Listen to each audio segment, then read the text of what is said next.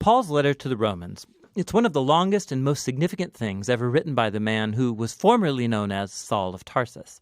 He was a Jewish rabbi belonging to a group known as the Pharisees, and he was passionate and devout to the Torah of Moses and the traditions of Israel. And he saw Jesus and his followers as a threat. But then he had a radical encounter with the risen Jesus, who commissioned him as an apostle, like an official representative, to the world of non-Jewish people called Gentiles in the Bible. And so he started going by his Roman name, Paul, and he traveled all around the ancient Roman Empire, telling people about the risen King Jesus, and forming his followers then into these new communities called churches. And Paul would occasionally write letters to these new Jesus communities to help them foster their faith or answer questions, and the book of Romans is one of these. It was actually written quite late in his career.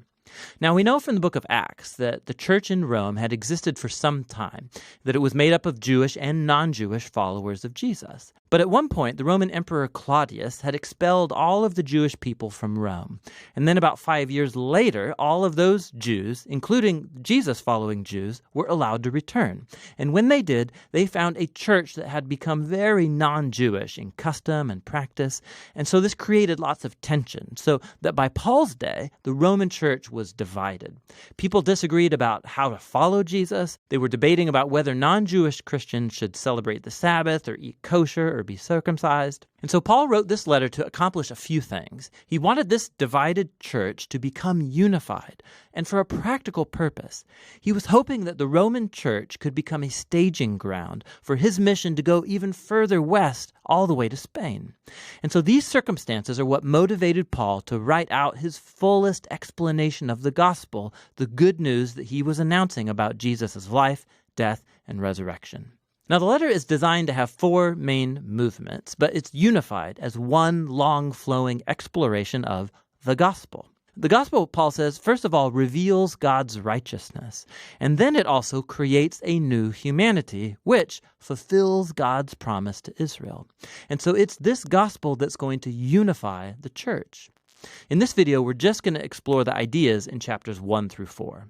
So Paul opens by introducing himself as an apostle appointed by God to spread the gospel about Jesus, how he's the Messiah of Israel who was raised from the dead as the Son of God, King of the nations. And Jesus now calls all humanity to come under his loving rule. And Paul says this good news about King Jesus is, first of all, God's power to save people who trust in him, and second, that it reveals God's righteousness. Now, righteousness is a rich Old Testament word for Paul. It describes God's character, that he always does justice, what is right and what is good, but also that he is faithful and just to fulfill his promises. And Paul's saying that the story of Jesus shows how God has done both of these things. How?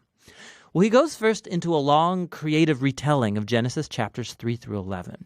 He shows how all the Gentile world, all the nations, have become trapped in the spiral of sin and selfishness. The human heart and mind are broken, Paul says. We've turned away from God to embrace idolatry, which means finding ultimate significance in created things and then giving ultimate allegiance to these things that are not God. This results in a distortion of our humanity and destructive behavior. And so what's left is a humanity that stands guilty as charged before a just and righteous God. To which the people of Israel might say, well, it's a good thing then that God chose our people out from among the nations. He saved us out of slavery in Egypt. He gave us the laws of the Torah, like the Sabbath and eating kosher and circumcision. And these all together show us how to live as God's holy people.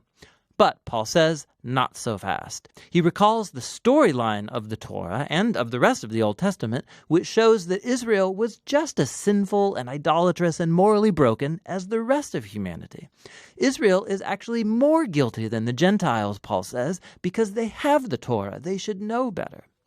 And so, Paul concludes, all humanity, Gentiles, Israelites, are hopelessly trapped and guilty before God. But that is not the final word. The good news about Jesus is God's response.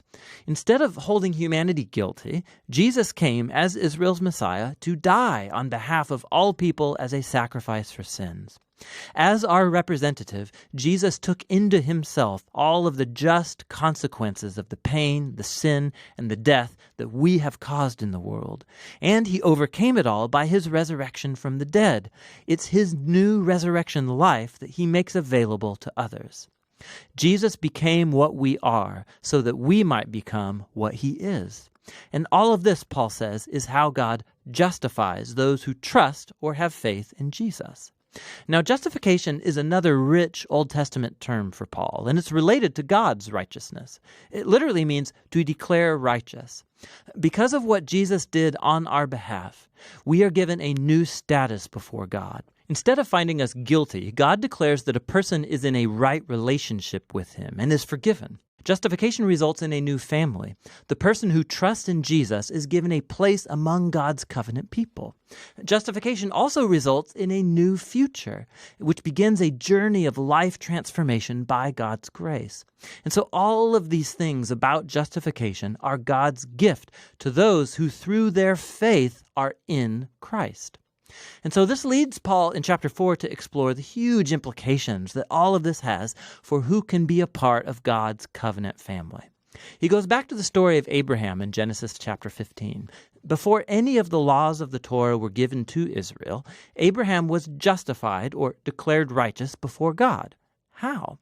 Well, God promised that Abraham would become a father of a large multi-ethnic family that would receive God's blessing.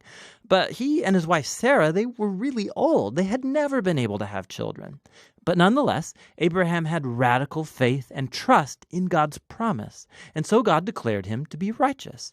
And so Paul says, now Abraham has become the father of God's new covenant family, and it's spreading all around the world. It's made up of Jews and Gentiles who have the same kind of faith and trust in the one who fulfilled God's promise to Abraham, Jesus the Messiah. So let's pause and summarize Paul's main ideas here in chapters 1 through 4, because they're the foundation for understanding the rest of the letter. All humanity is hopelessly trapped in sin and needs to be rescued. That rescue, however, is not going to happen by people trying to obey the laws of the Torah. Rather, God's righteous character has moved him to rescue the world through Jesus' death and resurrection, so that he could create that multi-ethnic family of Abraham based on faith as his own new covenant people. And so Paul's going to go on to show how this new family is a part of something much, much bigger that calls them to a whole new way of life together. But it's all going to be rooted in these core ideas explored in chapters 1 through 4 of Paul's letter to the Romans.